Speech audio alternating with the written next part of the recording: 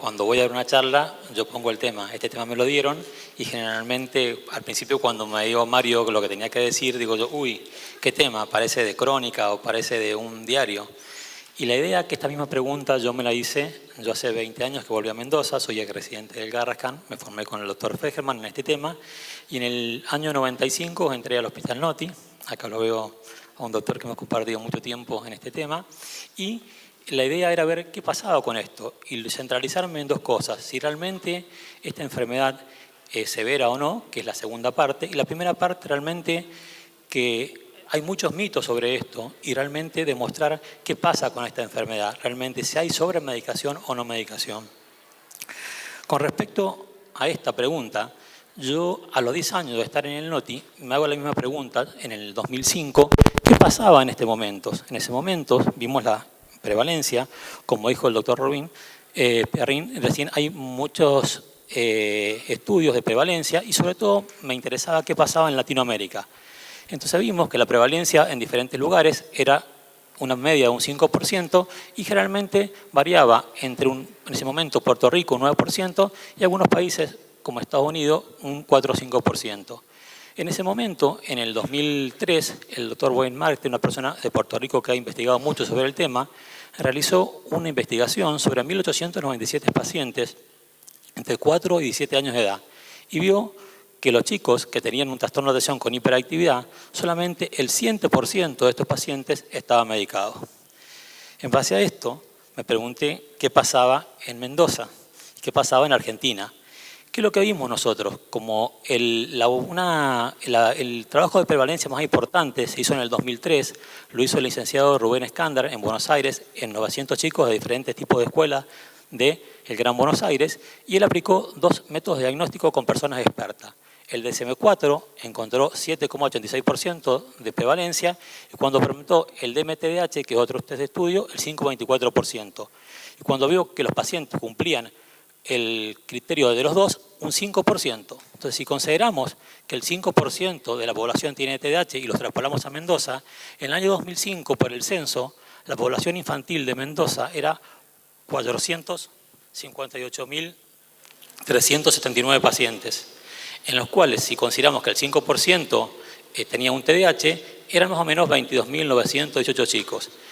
¿Qué es lo bueno de esto? Que como el metilfenidato es un psicotrópico y se recetan recetas especiales, yo fui a la dirección de farmacia, con la gente de farmacia en ese momento no estaban todos los datos computarizados, revisamos todo y vimos que había medicados 1.120 pacientes, que no llegaba al 5% de la población con TDAH. Lo que no quiere decir que los que estén medicados esté bien medicado, pero que el mito de que hay mucha medicación no estaban. Y muchos pacientes de estos no aceptan un tratamiento con las consecuencias que vamos a ver a continuación. ¿Qué vimos? ¿Por qué hicimos esto? Porque en el Hospital Noti, en el año 2003, unos pocos hospitales públicos que en ese momento tenían acceso a tratamiento y a medicación. ¿Qué es lo que vimos nosotros? Que en abril de 2003, 2004 y 2005 habíamos tenido un incremento. Estos son la cantidad de comprimidos que el hospital controla por mes. Y vimos que aumentaban y llegamos a un pico de 6.690 comprimidos en abril de 2005 y la cantidad de pacientes varió de 93 a 109 a 250. Cuando me invitan a esta charla, digo yo, bueno, a ver qué pasó después de 10 años, qué ha pasado sobre todo acá en Mendoza, donde podemos ver. Me llevé una sorpresa, porque yo creía que íbamos a tener que estar muchos más. La sorpresa, realmente veo, en el abril, en estos años, hemos tenido problemas no solamente con los medicamentos para la atención, sino con antiepilépticos por falta de presupuesto. Y vimos que en el 2013 teníamos 4.340 comprimidos, en mayo y agosto, en abril no lo pude hacer porque no hubo medicación en el hospital, y en abril de 2015 tampoco. ¿Qué es lo que veíamos? Que realmente no hubo un aumento. Esto lo planteamos de 2 puntos de vista. Primera medida, porque no hubo medicación y sobre todo porque el grupo de médicos que vemos, los pacientes con TDAH en el hospital, tenemos un techo o como que estábamos saturados de la demanda de pacientes. Entonces, ¿qué es lo que hice? Recién hoy, gracias a la dirección de farmacia, estamos investigando, pero la chica que maneja la estadística me lo dio esta mañana que no lo pude poner acá. Me dio la estadística del 2014. ¿Cuántos pacientes habían sido medicados en el 2014? En el 2014 habían sido medicados 1.320 pacientes. Lo que quiere decir que en 10 años no aumentamos tanto y que todavía no pasamos al 6 o 7% de la población. Repito nuevamente, no quiere decir que los que estén medicados no estén medicados. En ese momento, en el hospital, veíamos el 25% de la población con problemas de atención. En este momento estamos en un 20-25%. Y como podemos llegar a decir, que ese mito de medicalización excesiva o exagerada no es real, sino que al contrario, la cantidad de pacientes que reciben tratamiento no llega al 10% en Mendoza. Hicieron un trabajo que lo produjo el doctor Beigler en Estados Unidos, en el cual hizo una revisión él, en el cual veían diferentes estados que llegaban a los pacientes con tratamiento entre un 10 a un 40%, siendo un país en los cuales es de primer mundo. Esa sería una de las preguntas. La segunda era, en cuanto voy a ser más explícito en esto y a pasar algunas diapositivas por el tiempo, ¿qué es cuando tenemos que enfrentar a un paciente? Generalmente lo mismo que dijo el doctor recién, que esto solamente la punta del iceberg de la escuela, pero cuando vamos a seguir un tratamiento tenemos que ver que esto repercute en más de 2 o 3 aspectos. Y cuando uno pregunta en la escuela, repercute en la casa, que no tienen amigos a nivel familiar. Mire, doctor, lo mandé a básquet, lo mandé a fútbol y el chico deja. Entonces, ¿qué es lo que veo en las fallas yo, sobre todo a los pediatras? Por ahí el pediatra es el referente que le va a preguntar, mire, el psiquiatra o el neurólogo me indicó tal medicación. Y muchas veces le dicen, no, mirá, no hace falta, no estoy en la escuela, pero en la casa, el chico ese, para hacer las tareas, es la base del, mire doctor, estudió conmigo, fue a la prueba ayer, le di la medicación y no anduvo bien. ¿Y por qué no le dio la de la tarde? Ah, no, el pediatra me dijo que no hacía falta, que solamente era para la mañana. Y como dijo recién Mario, la base de la memoria es la atención. Si ustedes me dicen a mí, mi teléfono es 20, 15, 10 y estoy mirando para allá y no lo veo porque estoy mirando a otra persona, me va a preguntar y no me voy a acordar. Entonces es importante. ¿Y qué es lo que se sabe? Que el 90% de los pacientes necesitan medicación de lunes a lunes y no descanso. Pero como la mala prensa de la medicación ha llegado a una submedicación y por ahí sabemos que este paciente repercute en los diferentes aspectos como dije recién. ¿Sí? ¿Qué es lo que se vio? En Estados Unidos hizo un estudio que se llama Meta-Study. El Meta-Study incorporó a 3 grupos de pacientes, en el cual a un grupo se le dio tratamiento psicosocial completo, full time, a un grupo se le dio medicación y a otro grupo se le dio medicación más psicosocial. Que se comprobó que con tratamiento psicosocial un 18% de estos pacientes había respondido, con medicación un 70%, pero con el tratamiento multimodal en las diferentes áreas, el 90% había tenido muy buena respuesta. Eso quiere decir, esto nos habla también del pronóstico. Cuando un chico recibe un buen tratamiento, el pronóstico va a ser bueno. El tratamiento multimodal, yo estoy en la Comisión Latinoamericana de Tratamiento Farmacológico en Escolares, en los cual propusimos, yo no voy a hablar de esto, sino de las preguntas más frecuentes que van a hacer el pediatra, pusimos un tratamiento multimodal en el cual hay un eje psicosocial que es paralelo al tratamiento farmacológico. Por eso, como dije yo recién, y quiero volver un segundo, que esta mesa tiene 4 patas. La farmacológica es fundamental y es importante, pero si un chico en la escuela lo siento en el primer banco o lo siento en el último banco va a ser diferente. Si en la casa no tengo hábitos horarios, el chico va a ser diferente. Y si en la escuela de fútbol no saben que es distraído y no le doy las pautas y los órdenes como independiente de otros chicos, también va a repercutir. Y si un chico tiene dislexia y yo no lo mando a la psicopedagoga, por más atención que mejore y es una comorbilidad frecuente, no va a andar bien. Con respecto al tratamiento, este es el algoritmo que proponemos en la Liga Latinoamericana para TDAH. Ahí me faltó poner el ILAPE TDAH, es .com o .org, pueden entrar y van a encontrar todos los protocolos que proponemos nosotros. Este es el protocolo para escolares. Nosotros lo dividimos en 5 líneas de primera elección, de segunda elección, tercera y cuarta.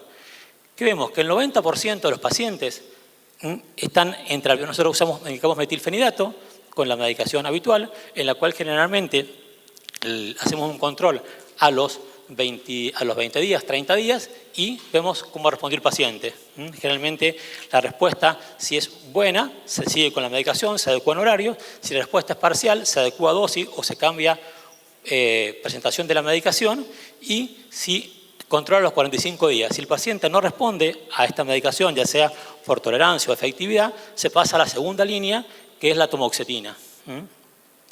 Esta segunda línea, el medicamento que es la tamoxetina, como nosotros dijimos recién, la titulación del metilfenidato yo no voy a hablar porque quiero referirme a otras cosas que van a ser preguntas frecuentes para los pediatras, la atomoxetina es la segunda elección, y la medicación de la atomoxetina generalmente tarda más o menos unos 14 a 28 días en verse los efectos. Se empieza con la mitad de dosis y después se ajusta la dosis a la semana. Por eso que hay comprimidos, cápsulas que vienen de 7 por presentación, porque son las cápsulas de inicio, que son de 10 y de 18, y después las de 25, 40 y 60 vienen de 14 para implementar el tratamiento. Hacemos un control a los 28 días, lo mismo recién, si el paciente no responde, se cuenta dosis y horarios y se controla nuevamente a los 45 días. Si no responde, se pasaría a una tercera etapa.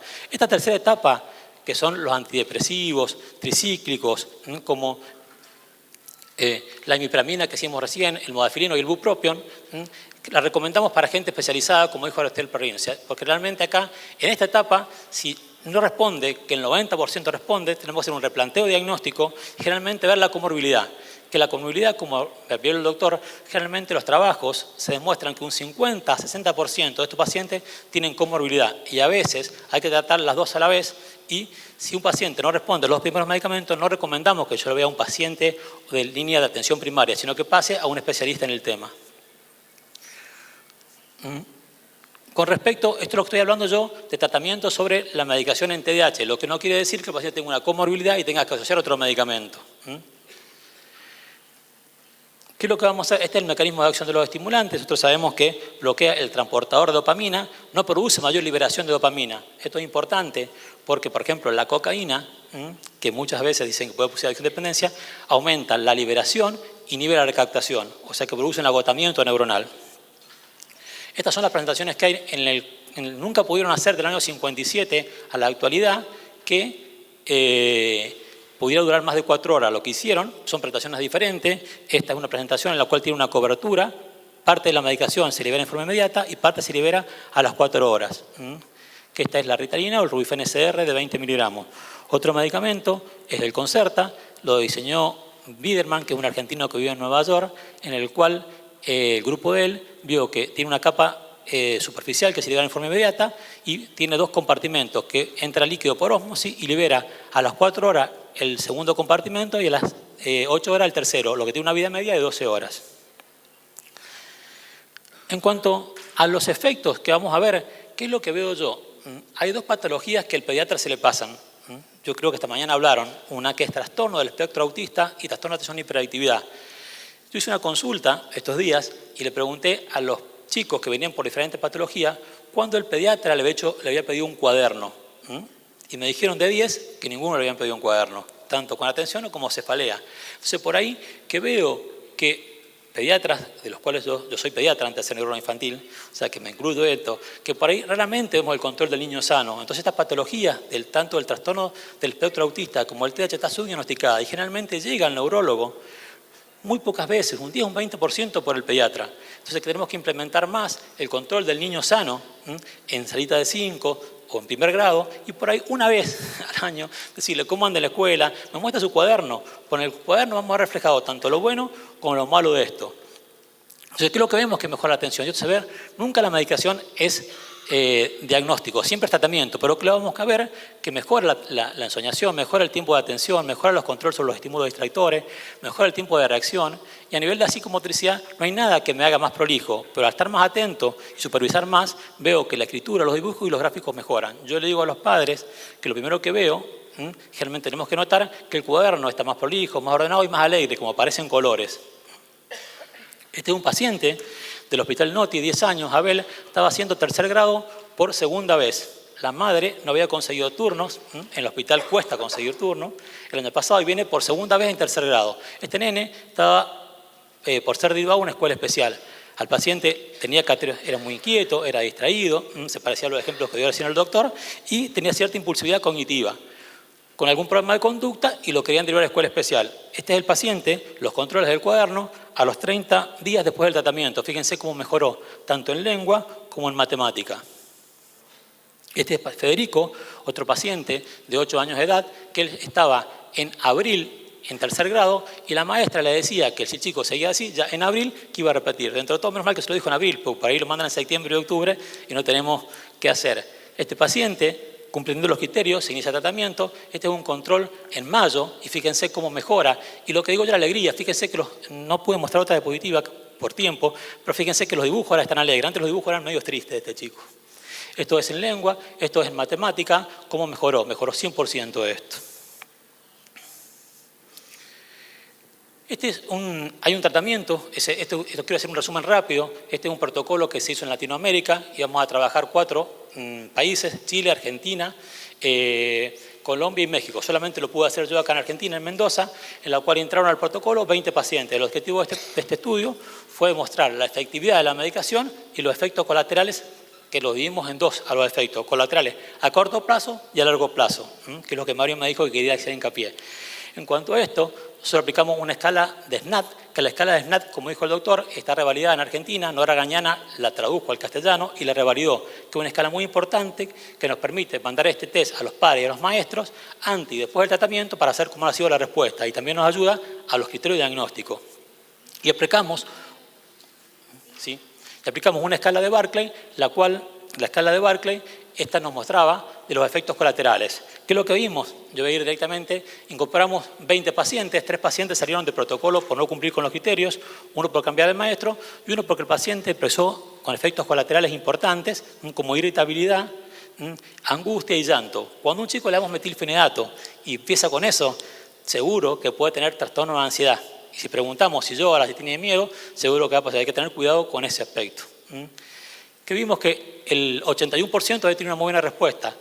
¿Qué es lo que vimos nosotros? Generalmente que nos había dado como refieren las bibliografías, entre un 70 y 80%, posiblemente un poquito más alto por el número bajo de pacientes. Con respecto a los efectos colaterales, vemos que tuvimos los mismos que comparado con placebo y con otros artículos, que eran disminución del apetito, dolor abdominal, cefalea y insomnio. Y todos los otros son más que todos síntomas propios de la enfermedad y no propios del paciente. Entonces, ¿qué es lo que vemos? Que los síntomas colaterales que están identificados con estos pacientes son, contra el medicamento, disminución del apetito, dolor abdominal, cefalea y insomnio. ¿Qué nos pasó a nosotros? Hicimos un control a los 90 días de estos pacientes y vimos que los pacientes a los 90 días, el disminución del apetito había disminuido un poco. ¿Por qué había disminuido un poco? Porque realmente en Argentina nos había dado un 30%, 40%. Los pacientes no desayunan, entonces teníamos mayor incidencia de dolor abdominal. Cuando en el control de los 70, 60 y 90 días los hicimos que desayunaran bien, casi nos valió lo mismo que la población general, un 10 a un 15%. Estas son las preguntas más frecuentes que tiene un pediatra, cuando le pueden hacer preguntar y nos hacen a nosotros. ¿Qué tiempo de medicación? El tiempo de medicación, el que le diga un mes le miente y el que le diga 10 años también le digo a los pacientes, va a depender de cada paciente. Lo que sí le puedo asegurar, después de 20 años, ya tengo ahora 120 pacientes entre la facultad, la mitad son de antes y la mitad son nuevos, que un 40 o un 50% de los pacientes tienen que recibir medicación en la etapa de adolescencia y en la etapa de la facultad. Con respecto a los TIC, se ha visto que la medicación puede provocar un TIC en un 5 o un 10%, pero al revés, los pacientes que tienen TIC, si yo tomo todos los chicos que tienen TIC, el 50% puede tener TDAH. Y sobre todo el Gilles de la Tourette, y no está contraindicado. Si yo le doy metilfenidato, se ha visto que un 40% de los pacientes mejoran el TIC, un 30% tienen igual y un 30% lo pueden empeorar. O sea que no estaría contraindicado usar en Gilles de la Tourette o en TIC el metilfenidato. Con respecto a la epilepsia, es importante esto. Se ha demostrado que la cantidad de crisis con o sin metilfenidato es igual y depende de su epilepsia y no de la medicación. ¿Por qué es importante? Porque el 30% de los pacientes con epilepsia pueden tener trastorno de la atención. Entonces no tiene ningún problema en tomar medicación para la atención.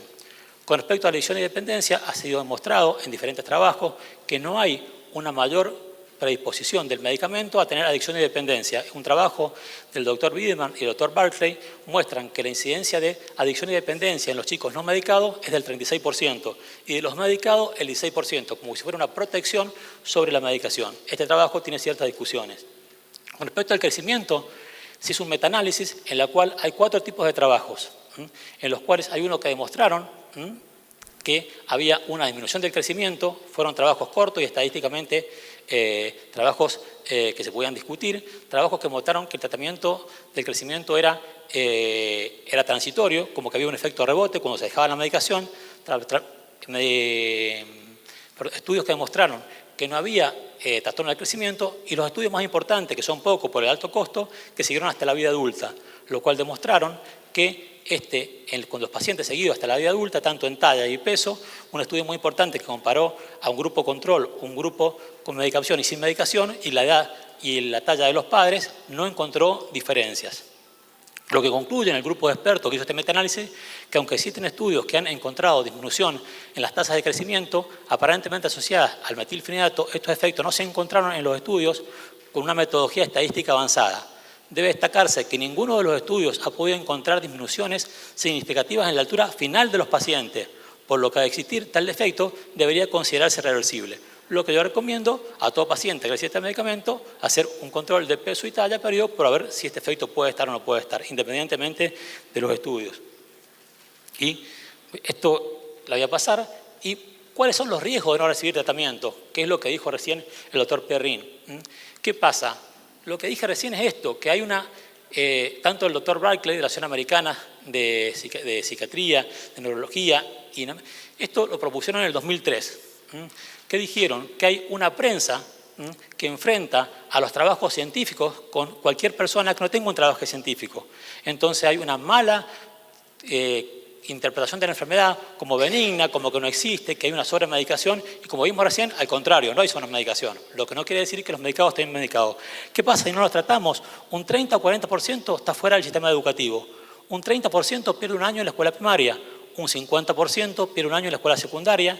Solamente un 30%, aún teniendo capacidad intelectual muy buena, tiene estudios universitarios. 50-70% tienen pocos amigos o ninguno. 40% tienen actividades antisociales. Mayor tendencia al consumo de alcohol, tabaco y droga. Esto, aparentemente, en los trabajos de investigación estaría más relacionado a la comorbilidad del TDAH, sobre todo a los trastornos de conducta, trastornos de desafiante oposicionista, que al TDAH en sí. 40% de embarazos en la adolescencia, un 15 a 16% de enfermedades de transmisión sexual y accidentes automovilísticos y accidentes domésticos.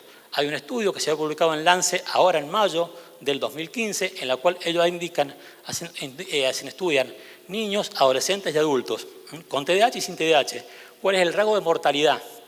Este estudio es fresquito, salió, yo lo conseguí hace 4 días, y ellos demuestran que el índice de mortalidad cada 10.000 personas en personas con TDAH es de 5.8, contra la población general de 2.21, un alto índice de mayor mortalidad. Y sobre todo, cuando investigaban, eran los riesgos de accidentes domésticos y accidentes domiciliarios, y automovilísticos. Con respecto a esto, ¿qué es lo que es la evolución propia de la enfermedad? La hiperactividad tiende a disminuir con la edad, francamente, más en los criterios del DSM-5, los criterios de hiperactividad han desaparecido, la impulsividad persiste. Yo pienso que es una forma de ser. Yo le digo a los padres que el que es enojón, que es un poquito caliente, sigue siendo. Lo que pasa con el tiempo lo empieza a manejar.